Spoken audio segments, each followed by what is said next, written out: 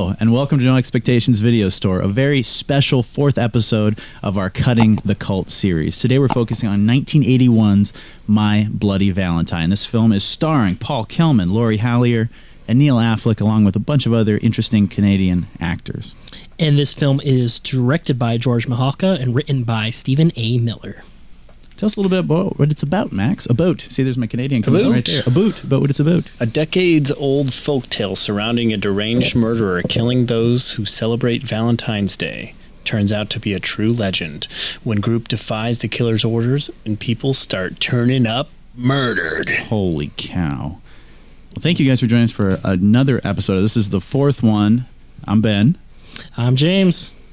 And of course, And that's I'm Max over there. And this is like one of my favorite series, and I like that it is few and far between, just because like there's some really cool cult classics out there, and I feel like when we have a little more time to dedicate to a special movie, I think it makes the episode better. If you guys have any horror or cult classic you'd like us to check out in the future, feel free to drop a comment below, and of course, subscribe. But let's get into this movie a little bit. Yeah, before we get into the movie, too, I want to just speak of... so it's like halfway to Halloween. I think we're going to start doing more horror movies. 100%. So like he said, if you have any suggestions, please bring a comment down below, because we actually like really love horror, and I believe there's a lot more following in horror movies. Definitely, yeah. So that's going to be kind of a avenue we're going to go down a whole heck of a lot more with this channel. Yep. Yeah, good stuff. And then we'll do our at the movies as well. Of course. At the movies, always a good time. Yes. Always a good time. So yeah, this movie, like us being big horror fans, like we'd never seen it, shockingly. Yeah, I knew of this film, but like I said, never seen this film. It's funny because I've only saw I think it's the 2009 remake movie, and it was like shot in 3D. I remember it being kind of fun and goofy. I never watched it. Yeah, I have to go back and watch it, but I really actually enjoyed this film a lot. This 1981 horror film. It was sweet. Yeah. Yeah, I heard about this from the other channel, Unfazed Review. I heard about it when we went to Terror Trader, and Jason, the owner of Terror Trader, super cool dude. Shout out to Jason. Shout out to Jason, and shout out to Terror Trader in Chandler, AZ. Super cool horror-themed store. Anyway, he had this giant full-sized, what is his name? Harry Warden? Is that the killer from My Bloody Valentine?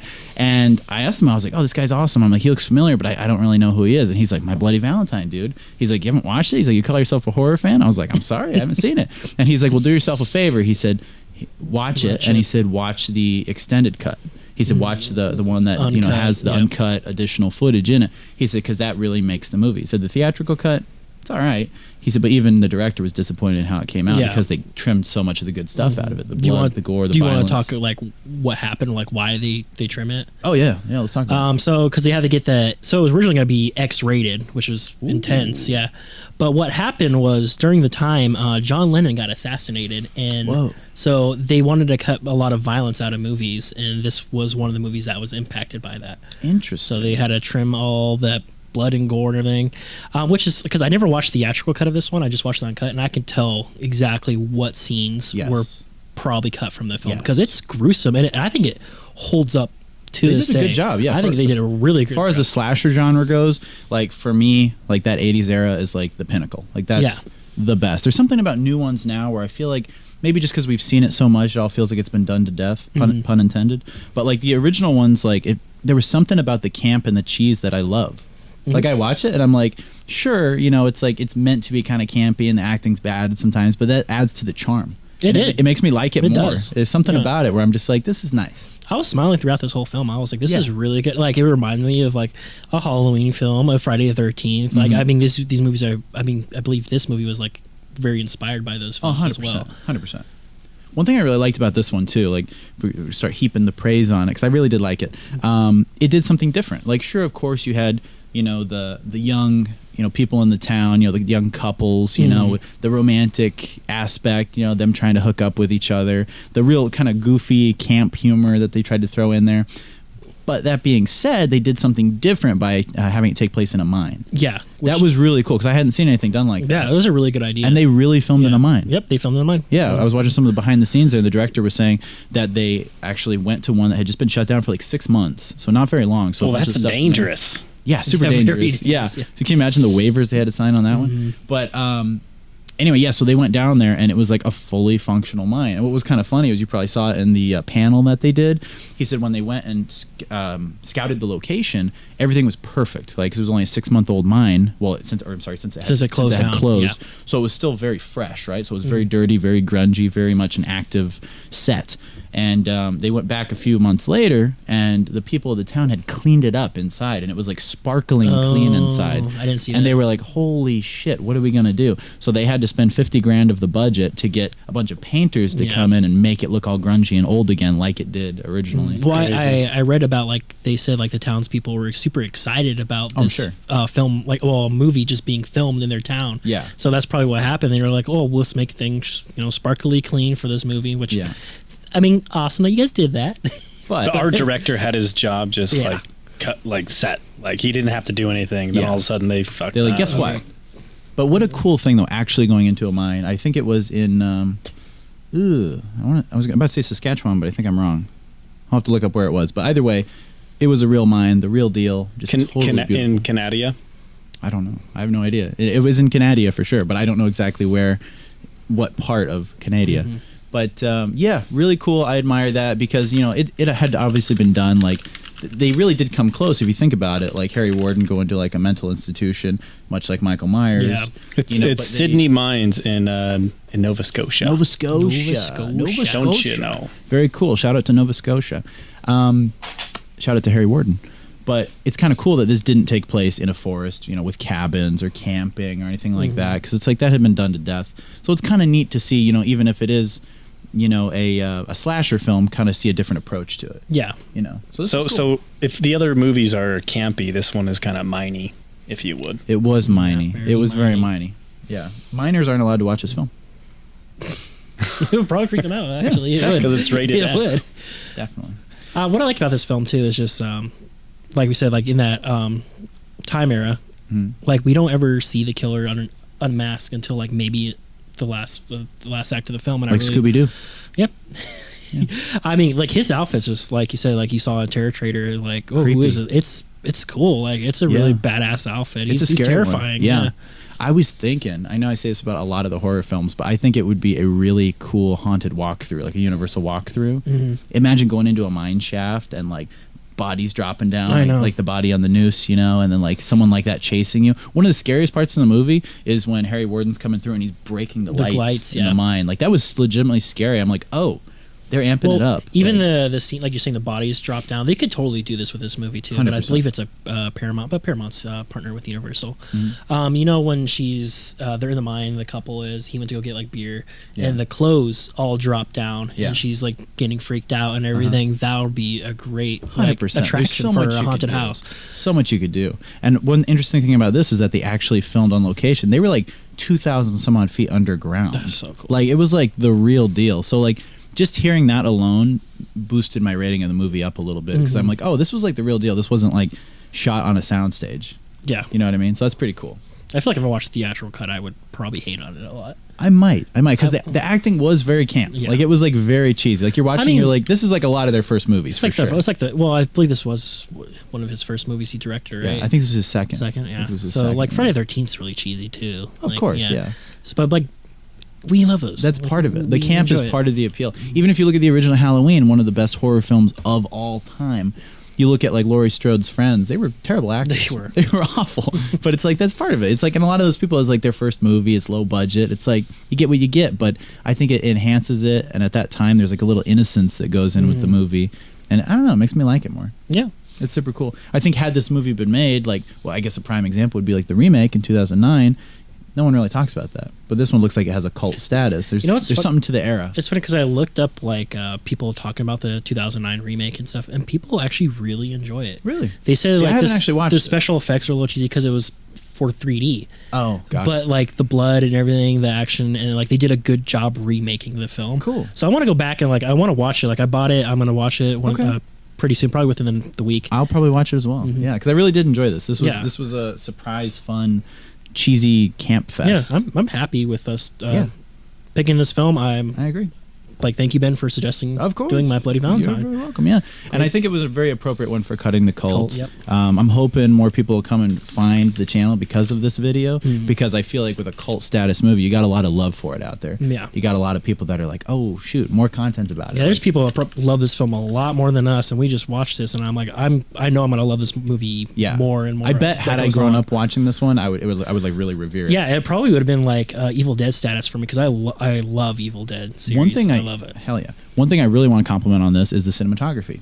For being such a low budget film, and for being kind of a, I mean, I don't want to say an entry level like B movie, because I think it was a little above. I think it was a little bit It was above a B movie. They had a budget. But the cinematography was really good, specifically in the mine. I was going to say entering the mine, specifically in the mine, because like what they had to work, like, it's a mine, like and they were shooting. Power is probably really hard to get down there too, and film. So you have to do a lot of lighting tricks. I mean, I shot on 16 millimeter in like college, and it's a pain in the ass. It's a B. So knowing they had to do that down in a mine, 2,000 some odd feet underground, and he said part of the mine actually went under the ocean. Oh, that's cool. So it's like, that's crazy to think about. So they were deep under. They said it was very hot when they were filming. Yeah, too. it gets hot. So imagine the dude playing Harry Warden dressed up in that gear. How hot he must have been. Ooh, yeah. Absolutely. Well, I mean, there's ridiculous. a few people that were dressed in that gear. Oh, yeah, they had to wear that gear. Yeah. It's crazy. Have you ever been in a mine? I have. Yeah. Yeah, same. We've all three been in a mine. That's kind of We've all been weird. in a mine. We're actually filming in a mine right now. We're actually 2,375 feet underground, under Shazam's house. But What kind of mine was it? I went into a, let's see, what is the one in Tombstone? I think it's a silver mine. Is it a silver mine in Tombstone? Whichever one's in Tombstone. I think that's what I did too. Yeah, I was younger. I went into that one, and it was pretty cool. Did a little mine tour there in Tombstone, sorry. And I'm trying to think if I ever went in another one. I think that was it. I'm thinking of Carlsbad Cavern I went into, but that's just a naturally occurring cavern. But the Tombstone mine, yeah. I don't know about you, but when I was down there, it just felt like I was closed in. There's nowhere to go. Dude, super claustrophobic. I think that really added to this movie. 100%. Do you remember which mine you guys went in? You said the Tombstone? I think it was Tombstone. I'm not sure. I remember I feel like I went to a mine when I was younger. Okay. Like, I have memories of going to. You know what? I did go in a copper one too. I went in a copper mine.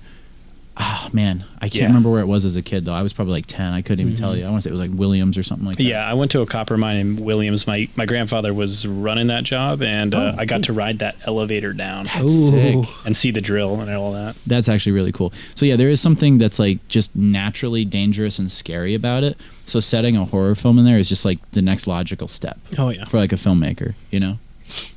But yeah, super good, super enjoyable. And yeah, cinematography, I will have to pull up the cinematographer, but let's give him a shout out. He did a really good job.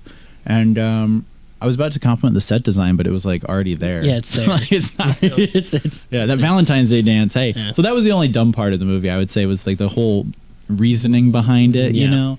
It was very kind of forced, you know, and like, oh, they're having a Valentine's Day dance, so he's coming back to kill you. Like, maybe just don't have a Valentine's Day dance. You know? I mean, it's the same thing with like Michael Myers. He always comes back on Halloween. So yeah, it's you got to think about it as like it's silly, but you enjoy it. It's kind of a hokey plot device, but like you kind of look past it. I know. Like, let's just get to the killing. I know with this film, the director was doing the formula back then of everyone was doing like a season, and it was like 100%. Friday the 13th, Halloween. He wanted to do something different like this, so he's like Valentine's Day. That makes sense. So, but this actually, I believe it's in one of our fun facts too. I think this takes place on Friday the 13th because the day before it says Thursday, Friday the 12th. Sorry, Thursday the 12th, and then it goes.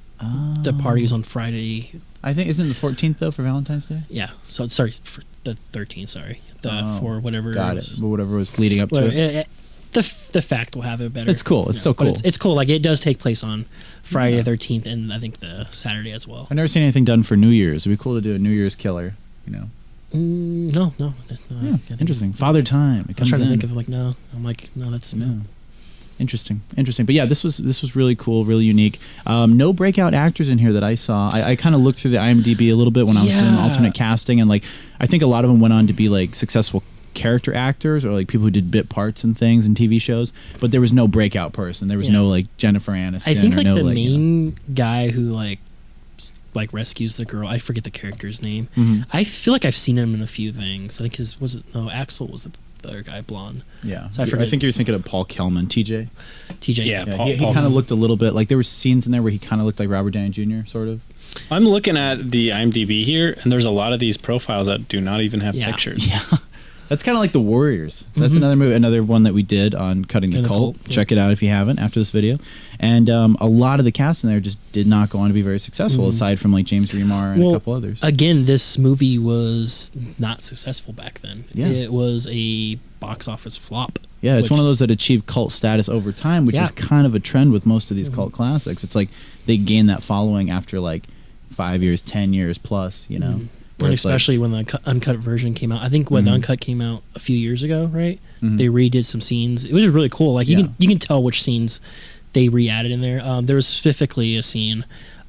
Sucks too. The director can't find footage. I saw that. Yeah, and it's when the two couple get drilled together. Yeah. So we get to see the aftermath, which is cool. But there's a specific scene where he walks in, the guy, one of the friends. He looks at them and he's like shocked, and you can tell like it went to like a weird restoration of the film. Got it. And then it goes back to like the 4K remaster. So it's little snippet. It was supposed to be too graphic because it was a mixture of sex and violence. So it was like he's like drilling her like with his dick. And then the auger comes in, and Harry Warden like kills him and impales both of them, and the blood comes out of his mouth and goes into her mouth as they're fucking. And it was supposed to be like just way too much for audiences at the time, so they said. The director just can't find. He's like, I remember filming this. I remember chocolate syrup going down my face, and everything in the blood, but they could not find it, which sucks. It's a shame. It's a shame. But he said if he did a sequel or anything, if he wanted to, he want to just reintroduce that scene in a fun way. Yeah.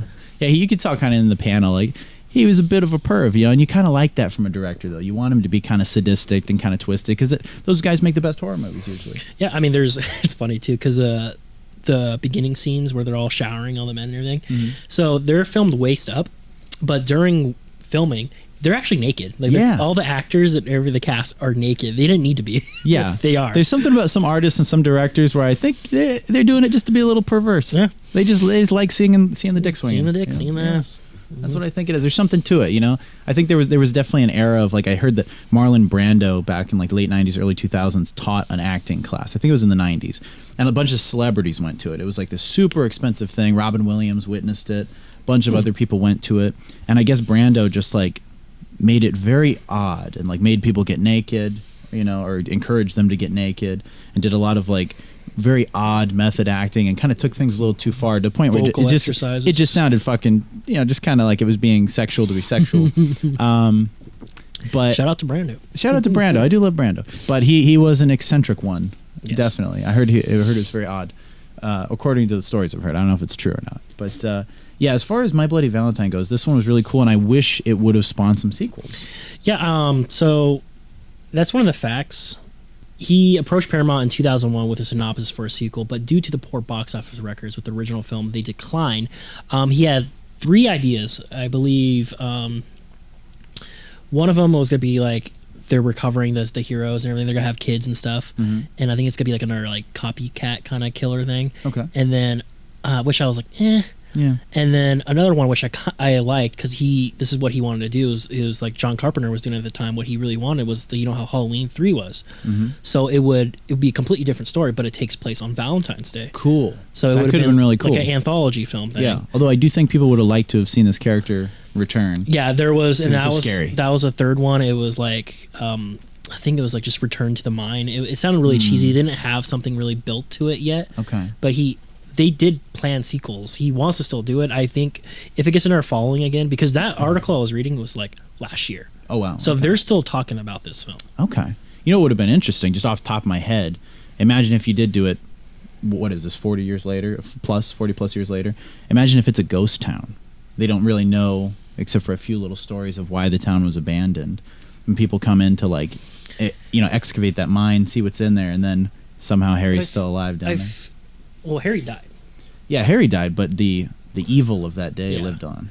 I feel like it's very, I don't know if I never watched the new one, but it's like Texas Chainsaw. That's what they kind of did in the newer film. They returned to this town, and he actually is still there.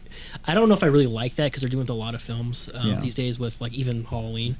we got like a 70-year-old man killing people. Yeah. It's a little silly, and Yeah. I don't know if I would like the route they did with this film too. That'd be cool. So like, you know, Different person. Yeah. Spoiler alert. Who was traumatized by the death. Yeah. Sorry, Axl Rose. Yeah. But yeah, that would be interesting. But I'm just really surprised we didn't, because I mean, like Friday the 13th, Jason got just done to death. I mean, like literally, Jason's been done like what, 7 times, something like that. A lot. It just goes back to the cut of the film, though. Mhm. That's what happened. Like this, I believe this movie would have spawned sequels if it had its 100%. original rating. I mean, Puppet Master got like a shit ton of sequels. Like literally, like movies that weren't necessarily like hugely successful. Still, they like milked them for everything they were worth. So it's odd to see one like this that was just a one-off, especially with a character that looks as cool as Harry Warden. Yeah, and he was doing the article I read with George Mihalka. Yeah, he said that he wanted to do like 10 years later, which I think that's great. That would have been a good time. Yeah, it's a great time. We Like talk about a lot of 90s sequels. slasher. Ooh. Yeah, we talk about like a lot of sequels in comedies like Dumb and Dumber. It should have been like 10 to 15 years later. Yeah. I think when it would've goes worked. above 10 years, they have a real hard time making it work. There's very few successful sequels beyond a decade where it's like too much time passes, that lightning in a bottle quality just kind of goes out the window. You know? Yeah, I mean, even it says right there, 2001. I think that's still pushing it, but it would have been cool to see. Okay. What was one of your favorite kills in the movie? Okay, so there are a lot of kills I liked. A lot of good kills. A lot of good kills. I'm gonna say 2 of them.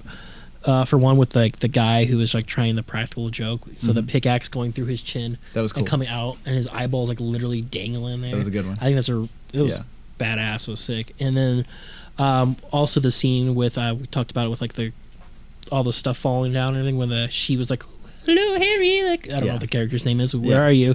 The showers turn on.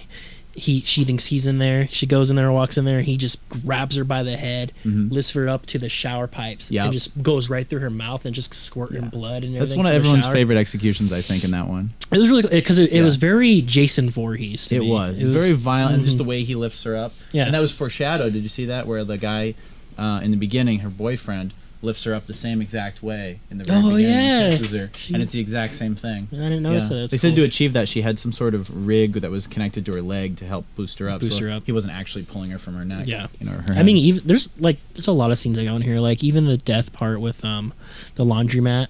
Like I like just the whole feeling of like you walking in there, the sheriff going in there, he's like just smelling everything. He's like, something smells funny. He smells his hands. He just smells the air, and then he goes to like one of the dryers, and he like there's just clothes going, and he pulls it out, smells the clothes in the dryer, and then he like it's clearly the next dryer over. It's covered in blood. You see it. And where is that coming from? What is that? And then just the body just flops out from the laundromat owner, and it's just like floppy body. She is just burnt.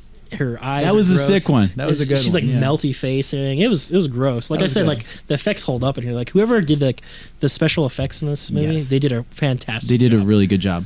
Favorite scenes? That one I really enjoyed. I enjoyed the dude getting his head in the boiling water. I like that one too. That was a good kill. I heard it was supposed to be more gruesome though. Really, I can see that. I will agree with the laundromat. That was a really cool part. That one was like, actually you watch it, it's one of those where you're like, you know, it's kind of not quite a jump scare, but almost. I just like how you felt like what like the officer was feeling. Like I like being there, like it just smelling death. Like you don't see that in movies. People are like, you don't smell blood or anything. He's like literally there smelling it. There's so many crime scene investigations in movies, and you never see him going, oh, it smells awful. Oh, it smells like death, you know? And also just not necessarily a kill scene, but like I said, just as soon as they went down into the mine, that's when I was fully invested in the movie. I know it's just the ending, but like there was something about it where it was just like, dude, a lot happened. That was legitimately frightening. Like the scenes just where he's coming and he's breaking those light bulbs. I'm like, oh, that's freaking terrifying. Who was the side character, like the goofy guy's name? The chubby guy, or whatever his name. I think his name was Harry too. I don't even know, man. They're all Harry. There's a lot of H. Howard. Anyone we don't know, we call Harry or I think Howard. it was Howard, right? Okay, Howard Alf Humphreys. With him like just falling off and his head get decapitated or everything. That was funny too. That was good. A lot of good deaths in this film. Max, I know you didn't finish it, but from what you saw, what were some highlights for you from My Bloody Valentine, 1981? Well, first of all, that opening scene really grabbed my attention. Oh yeah, you get a kill right off the bat. That was good. That was satisfying. I didn't get that.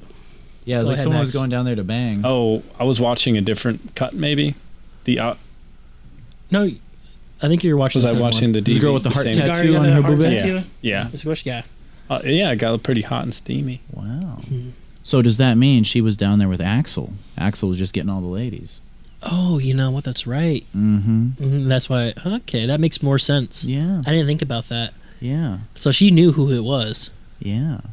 Isn't that interesting? Yeah. Yeah. Huh. Fun fact. See, I only watched this film once, so Yeah. that's cool. I really did appreciate it, though. It was I wouldn't say better than I expected. I obviously went in with no expectations, but I think with anything that's 80s horror, I have a certain level that I want it to meet.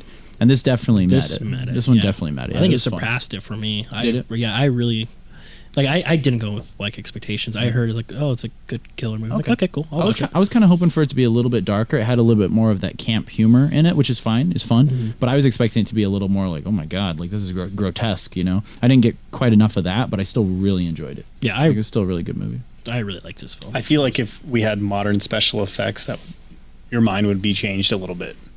Oh, definitely. Because I mean, the murders were extremely gruesome. I thought Whoever directed like Spiral or like any of the Saw movies, more recent Saw movies, imagine that.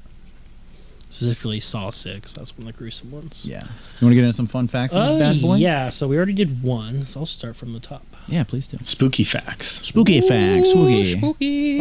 Original title. Following his first film, Pickup Summer, Canadian filmmaker George Mahalka was approached to make a slasher film by Cinepix Productions. Mahalka agreed and hired writer John Beard to pen the script. Beard turned in a draft for a film titled The Secret, which Cinepix decided to change to My Bloody Valentine, much cooler title, to capitalize on the current trend of holiday-based slasher films, like James said, made popular by Black Christmas, Halloween, and Friday the 13th. Still, lyrics in the song playing over the end credits includes the line, and those still alive knows the secret survives. Interesting. That was a fun little cheesy song they had at the end. Yeah, I remember that. You didn't listen to the song? No, I watched the film. I was like, okay. The song at the end over the end credits is like specifically made for this movie. That's awesome. So, fun fact. We had Frank Marone doing the audio engineering on this one. Oh, very interesting. And he's still doing stuff today. Excuse me, wow. He's doing TV series. That's pretty badass. I do get really happy when I see someone involved with a movie like this go on to have a lucrative career in film, where it's like that's their job, they made it. You know, they may not be super famous, but whether they're like a working character actor or an audio engineer or cinematographer, fill in the blank, whatever, if they made it in some capacity, like I respect that. Yeah. I think that's a lot with like writers. Like a lot of people don't like give a lot of gratitude to writers, and then they do a lot of great they tell the story for us, and we just have the director give them that vision, which is cool. Yeah, we need more love to screenwriters, definitely, and writers in general. So it looks like it was 1975 when the mines were closed. So interesting. Well, according to that panel, the one that they did do the most filming in, that makes had locked up just 6 months before. So it was still really fresh. That minecart was the real deal they used. Love the minecart sequence, by the way. I do too. That was really cool. Yeah. Like a ride would be cool. Oh yeah. Like I said, like a haunted house. This movie would have been like you said, Universal Horror, like Halloween Horror Nights. This would have been a great one. It would have been an awesome one. Yeah, super cool. Same with Indiana Jones and the Temple of Doom. Yeah, just saying. Town mishap. Once Mahalka settled on filming in Sydney Mines, Nova Scotia, the locals were so excited to have a film production in town that they spent $50,000 to scrub the underground mines clean and then repainted without Mahalka's knowledge. So we took, so it was, you're right, $50,000. Yeah. Yep. Can you imagine? That must have been so awkward for him. He's just like, thanks. So the team spent $75,000 to revert the conditions. Shoot, that's funny. That sucks. 3% over budget. Damn, that seems like a lot of money. Just it does. I feel like you're just going with some dirt and just some motivation, and you can get it. But whatever. Productions like to waste money. How much did they clean it up? How much did they pay to clean it up before? It was no idea. Or for $50,000 to clean up. Yeah, and then to put it back. Don't you think they should have asked the director, like, what kind of movie are you making? Do you want it grungy or do you want a sparkling mine? We're a bunch of idiots. People are stupid. Tarantino's favorite slasher. Shout out to our boy Quentin. As Hollywood's biggest fanboy turned bona fide auteur, Quentin Tarantino is no stranger to the horror genre. He even made his own slasher film variation via Death Proof, the second half of the Grindhouse double bill, according to EW. One of the reasons he made Death Proof was his love of My Bloody Valentine. Which is, I could kind of see it, it's got some horror elements in there, of which he said, I love Halloween and all those, but as time goes on, you can't really do it, Tarantino. I think My Bloody Valentine is my favorite. I could see him saying that. That's cool. I was a little more of a Ben Shapiro than a Tarantino. Oh, so yeah, so it does talk about this. Set the day before Friday the 13th. Cool. In a cool but sneaky cross-promotional tie-in, Eagle Eye fans of My Bloody Valentine will be able to spot a direct link between the film and Friday the 13th, released 1 year before. Cool. At the start of the film, a title card shows that the film is set on Thursday, February 12th. Later, several ads for the annual Valentine's Day dance show the event will take place on Saturday, February 14th. Nice. So, the fact of the ill-fated date on Friday the 13th falls right in between the two main dates That was cool. depicted in the film. Both films were actually released by Paramount. Very nice. So that's cool. Wow. I see. I'm surprised being released by Paramount. This didn't get a little bit more love, but what do you do? Immortalized in literature, My Bloody Valentine has been referenced with loving homage in Smog City, part of the 5-volume Cisco book series by Rebecca McNutt. You want to bust a fat McNutt when you read it. The book is also set near Sydney Mines, and the main character, Mandy, quotes the iconic line, "Be my bloody Valentine," from the film. Moreover, Mandy also sports a My Bloody Valentine t-shirt when visiting Nova Scotia in the book. McNutt included the reference because My Bloody Valentine is her favorite movie. So that's kinda cool. A lot of people have love for it. That's interesting about Tarantino. I could see that. Dude, can you imagine if the one in 2009 would have been directed by Tarantino? Oh, boy. How cool that would have been. When was Death Proof Death Proof, released? I want to say, was like 2006 or something like that. Let's look that up real quick. Right. If I had to guess. I have to watch that again. I own both those. It was all right. films. The ending sucked, but the movie itself was enjoyable. Yeah. It's one of those that's like has a big build up, and then at the end you're like, ah. I remember not enjoying it, but I remember you saying, yeah, it's pretty good. 2007. It's fun to watch. It's fun to watch, but like for Kurt Russell and Tarantino, you're hoping for a bit more. For me, the ending fell flat, but like it's still a fun watch. It's a fun car chase movie. You know, it was cool. I was gonna say like if he was like busy at the same time, but no, he could have totally done it. Yeah, that's a shame. That's a shame. Number 4. So Mike and Harriet's death. While several of the excised gore was restored decades later, the grisly death of Mike and Harriet was deemed too graphic and violent by the MPAA that it was deleted entirely. That was the blood in the mouth banging scene. Yeah. Yeah. The on-screen death entitled Mike and Harriet Making Love on Valentine's Day until they are interrupted by the masked murderer who eviscerates their body with a large drilling auger. Yep, that's the one we're talking about. Yep. Nice. This fatality remains the only one not to be reinserted in any of the various film releases. I feel like no matter how cut up a film is by the MPAA or whoever, the studio, save all that shit. I mean, I guess it was harder back then with film. But like now it's like save all your stuff, guys. Save it. Just like the Schumacher cut, release the Schumacher cut. It's like all that footage is in a vault somewhere of the extended cut of Batman Forever, and it was supposed to be a much more intense, darker version than the one we got. But they're teasing it. Same with Back to the Future, the Eric Stoltz cut. You know they have like a majority of that film done. Like 75% of that film was done. Yeah. Like come on, release it. Let's just release it. Release it. You fans want it. You're gonna make money. Give Eric Stoltz a paycheck. You know, let him have some money. Let him have some retribution. You know, Spielberg, Zemeckis come together. Bob Gale, make it happen. People deserve to see it. Give Eric Stoltz a nice fat check. Yeah, with all these anniversary editions coming out of it, I keep expecting it to be on the bonus features. You get these little snippets that are, you know, interlaced through like the documentary part of it with commentary, but like just put everything you have in order and just let us watch it. Yeah, I don't care if it's incomplete. Yeah. You know, and then everything that's not complete, throw in storyboards. Throw in storyboards and narration over it. And just give us something. Give us some semblance of an Eric Stoltz Back to the Future. Because the fans deserve it. Honestly, Eric Stoltz and everyone who worked on that movie deserves it. You know, whether they like him or not, who cares? Do it for the fans. Do it for the fans. Do it. Do it. Just do it. What are you doing? Nick Cage. Just want to throw that out there. All right, let's continue. Actors did not know the killer's identity. Actors did not know killer's identity. So that's kind of fun. I like how, you know, in a lot of movies, like, there's no knowledge of it until the big reveal, kind of like in Empire Strikes Back. Mark Hamill did not know that Darth Vader was his father. Spoiler alert, if you guys haven't seen Empire Strikes Back. That's impossible! No. It's not true. That's impossible! I feel like had they made a sequel, I would have liked one in like 84 and maybe like a third one in like 89. Like, I'm just a sucker for the 80s though. I feel like if we were to get a sequel, I think the second one's gonna probably be shit, but it'll still make money because it's the title, and then the third one's gonna be great. Yeah, that's usually how it works back for those movies back then. It's like, think about it with I enjoyed Halloween too. Well, yeah, I mean, I like that. I will say, well, I'm thinking about Friday the 13th. Okay. So Friday the 13th Part 2, people enjoy it, but it's they enjoy the hockey mask, and that's one I think it was introduced in the third one. No, oh, was the third one? The second one's with the bag. He has the bag over his. And then Jason wasn't in the first one at all. No. Yeah, because it was the mother, right? Yeah, I believe. I don't remember. It's been such a long time since I've seen any They of the talked Friday the 13th about. films. Someone was talking about it. One of the directors. I think it was Jason Goes to Hell director. Fun movie, family fun. It was terrible. Jason Goes to Hell. It rated has its fun moments. But he was talking about the director of Friday the 13th did not want to go with that route with being Jason being like the kid. He just at the end they're like, let's touch on that boy. Let's make him in the sequels. That's cool. And the director wasn't happy about that, apparently. Interesting. And then for Jason Goes to Hell, the director was like, so the original director, I can't think of his name right now. He's like, whatever you do, Woody Allen. Whatever you do for this film, get rid of the hockey mask. Really? He wanted the hockey mask away. Yeah. Wow. And to think that's like the most memorable. That's his thing. iconic thing. So like, that's like getting rid of Michael Myers' mask or like Ghostface. yeah. mask. Well, literally the guy who directed, man, I'm so bad with his directors, but like who directed Jason Goes to Hell, he was like, that's what the fans love. Yeah.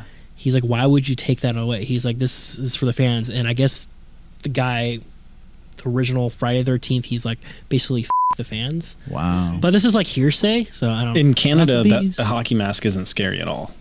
That's like normal. Well, that's everyone in Canada has a hockey mask. Well, that was another thing too. Is like they're saying a hockey mask wasn't scary. And I was like, well, he's a big guy with a mask. It's anything on the right person with the right presentation can be scary. Yeah. I mean, look at freaking It, you know. But fun fact about this one too. This was the first Canadian film to utilize Steadicam. Really? Yeah, it had been done before, obviously in Rocky and with some other, a couple other movies I can't think of. Evil Dead. But Evil Dead. But the first Canadian film on record to use Steadicam was My Bloody Valentine. That's cool. Yeah. I wonder if it was Evil Dead that inspired it, because Evil Dead, like there Sam were some Raimi, vibes. Inspired a lot of films after that. For sure. Steadicam. He was pretty He's like the groundbreaking. Godfather with it. Yeah, he's pretty groundbreaking with his stuff. You want to kick off the alternate casting? Let's do alternate casting. My favorite segment. Is it your favorite segment? It's my favorite segment. Okay, let's go. I'll go first. Please. All right. So Paul Kellman, I believe, was TJ. Yep. I think Paul Kellman was TJ. I went with Bruce Campbell because Good for choice. me, he just had the original Evil Dead look. He had the blue shirt and He had everything, the style. haircut, the style of it. It just reminded me of Bruce Campbell, so I went with him. He had a good vibe. Yeah. I think it would have been better. Paul Kellman, I enjoyed actually. He was. I think he was fine. I think he was fine, but I think he and was him Jim Murchison. They were both pretty good together. Yeah, there was only I think it was just most of the girls and the side characters were just not that great. Yeah, but they're newcomers, so it's I let it go. Campy, yeah. Yeah, but I would have loved Bruce Campbell, of course. He would have been great. He did cross my mind, but I left that alone because that's your territory. Yeah, thank you. Yeah, of course. For Neil Affleck, who no relation to Ben. I chose Jason Patrick, who was in The Lost Boys. Solid choice. He's Michael in The Lost Boys. Very, very macho, but cool, good actor. Yeah, he's a good actor. I think he would have been a great, because that's the bad guy, right? So yes, yeah, yes. I think he would have been great. He was like the one that took his girl. Yeah, yeah. Don Franks. He was the sheriff. I chose Peter Weller from RoboCop. Cool. I think it would have been fun. I mean, he's already a stop citizen. He was already a cop. Might as well have a that's awesome cool guy in there. That's actually very cool. I like that. And I only did those three. I couldn't really think of for the woman. Unfortunately I just couldn't think of anyone. I get that. Because there's nothing really. This movie really stumped me with alternate cast because these are all newcomers. I just for sure. And back then horror movies they were all newcomers. It was a dime a dozen. Yeah, a lot of them. So even Jamie Lee Curtis back then, she was new. A lot of the characters there, no offense to the actors themselves, but they're kind of throwaway parts in a lot of ways, with the rare exception of Jamie Lee Curtis. You know. They're kind of just meant to be killed. Most of them are just meant to be killed. They kind of push the plot along as well as they can, but there's not any huge juicy roles. You know. Yeah, I was do I just choose a girl from Friday the 13th or Halloween? I was I don't want to. They're kind of throwaway. Yeah, they die. Yeah, that's fun of it. Director, I think I've said this director before. Tom Holland, who directed not Spider-Man Tom Holland, who directed Child's Play and Fright Night. Cool. I think it just would have been good for the That's a really good choice. That's a really good choice. Solid. My choice, I'm going to say for Paul Kellman, TJ, I picked Griffin Dunne from American Werewolf in London fame. That's smart. That's a good and one. he was also, I believe Griffin was also in, what was that one we watched? The After Midnight one? Martin Scorsese? Oh, you know what I'm talking about. yeah. After Hours. After Hours, yeah. But yeah, Griffin Dunne, really good actor. Loved an American Werewolf in London. I think he would have brought charm and humor to the role that I think it could have needed, you know, to kind of balance out those other quirky side characters. Jim Murchison, Tommy, I picked Judge Reinhold because I just feel like he's funny. He's not necessarily like a tough guy, but like I feel like he has a good kind of like smart ass demeanor. I think he could have pulled it off. Lori Hallier, Sarah, I picked Michelle Pfeiffer. She would have been the perfect age. She would have been like in her early 20s at that point. She's just beautiful, great actress. Neil Affleck, Axel, aka spoiler alert, the killer. I picked Thomas G. Waits, who was from The Warriors. He was the one who gets thrown in front of the train. Oh, and, okay. he was also in The Thing. I actually considered one of the actors from The Warriors, Yeah, too. there's a lot of good people from The Warriors to use. So I picked him. Don Franks for Chief Jake. I picked either Steve McQueen or James Coburn. Steve McQueen died in 1980. I thought, if the years were just adjusted a little bit, it could have happened. Would have been a little too small of a role for them, so they would have had to have really beefed it up and like given them like a whole lot more screen time. But I think specifically James Coburn or Steve McQueen would have been really good. Larry Reynolds, Mayor Hanover. I picked Andy Griffith because that would have been like him going into his Matlock era, older guy, real down to earth. Like That's funny. Yeah. Andy Griffith in a horror film would have been amazing. That would have been really cool. For director, I picked John Landis of American Werewolf in London fame and also the Twilight Zone movie. And writer, I picked David Schmoller, who did Puppet Master. I think that would have been a good choice. 80s horror. Yeah. And would you like to dive into our NOX Video Click recommendation? Let's do that. I'll do a few, and then if you have any that come to mind as well. I have just one. Okay, I picked Halloween 3, Season of the Witch, because it's campy, you know, it's kind of got similar pacing to this film, but it's still very enjoyable. I really enjoyed Halloween 3 for what it was, kind of being its own thing. I feel like it's kind of cliche to say, oh, pick, you know, Friday the 13th, which made my list, or any of the other Halloweens if you like slashers, but that's kind of implied. Also, so yeah, Friday the 13th made my list, any of them. And then I did pick Puppet Master as well, just for fun, kind of cheesy, campy horror. I don't think I've ever watched the Puppet Master films. Puppet Master's fun. I feel like I would like them. It's very campy, very cheesy, but like you like it. Everything you like about campy horror is in there. I think, actually, I might have two. They spoke about it earlier. Black Christmas. That's a good one, too. Okay. Is that the one with Ice Cube? No. I'm just teasing. And Prom Night. With the original with Jamie Lee Curtis. Fun. Another killer. Okay. I gotta be honest. I enjoyed that. Gotta be honest, never seen it. It's been a while since I've seen that film. I know they remade it, which was a piece of shit, of course. She kind of went on that trajectory for a while. Yeah, she was a final girl in a lot of movies. She's like the queen of like they say. Wasn't there one that was like not Terror Train, but some name like that with a train where they were like on one? Might be. I don't know. Yeah, so she was like that was her thing for a while until she like was able to branch out into some other roles. Yep. But very cool. Yeah. Do you want to go into ratings? Rating? Oh boy, I don't know. No, I do actually. So this one I actually really enjoyed. Like I have nothing but good things to say about this movie. If you like campy horror slasher movies, you're gonna love this movie. I don't know. Like I kind of was expecting something a little bit darker, but I'm really happy with what we got. I'm gonna rewatch it. I'm glad I own this. I'm gonna go a 3.4 on this one. 3.4? I'm gonna go 3.4. Yeah, I really enjoyed it. Heck, you know what? 3.5. 3.5. This was a solid movie. I think I was hoping for something a little more sinister and dark, but I really liked it. I love the style of Harry Warden. I like the vibe of it. So yeah, 3.5, a very passable, good, campy horror movie. I am gonna step it up. I actually really enjoy this film. I'm watching it again, like within the next couple days. Okay. I'm gonna give it a 4. Wow. I enjoyed it a lot. There was blood. It like hit all the marks. Blood, gore, action, and suspense. Man, it just it's a solid horror film, and it left me wanting more. Yeah, I wish there was those sequels. I really do. Maybe one day we'll get them. But I mean, I'm happy with. I still give it 2 watched. thumbs up though. You know, 3.5 for me is still good. That is good. It's a good movie, definitely. And if you love the 80s, if you love horror, check out My Bloody Valentine. Any closing thoughts?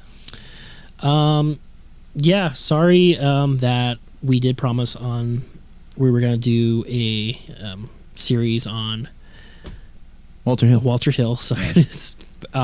Streets of Fire was gonna be our next film. We did shot it, but Basically, what happened was the same thing that happened with the sex auger scene in My Bloody Valentine. It was on the cutting room floor, and it's lost to time, but that's okay. It's okay because we have other content. But and trust me, guys, you didn't miss anything. Yeah, those movies you can skip. Yeah. We like Walter Hill, but let's skip that. Here, we'll do a real quick one. Red Heat. I think I gave it a 3.1 out of 5. Not Arnold's best. I love Arnold. I love Belushi. I love Walter Hill. But this one was just kind of an okay action movie. It's worth a watch if you love Arnie, but not his best. Go watch Predator. Go watch Commando. They're much better. Yeah. I give Red Heat like a 2.5. I think it didn't age well. Did not. Yeah. But it's still fun to watch. It's worth a watch, but it's not Arnie's best. It's not worth a watch. As far as Streets of Fire, total garbage. Yeah. That one. I think I gave it a 1.5. It was low for. I think I gave it a 1 also. Yeah, it was low for both. It was bad. The soundtrack. There's a couple decent songs on there, but instead, go watch Eddie and the Cruisers. Go watch That Thing You Do. Go watch something better. Don't believe what the hype about Streets of Fire. People will tell you it's a great film. I don't think it is. It's, overrated. Yeah, very overrated. Yeah. So actually, if 2 episodes did have to be lost to time, I think it's okay that we lost those because you're not missing much. Yeah. But I hope you guys enjoyed another episode of Cutting the Cult. If you're new here, leave a comment and be kind. Rewind. And subscribe down below.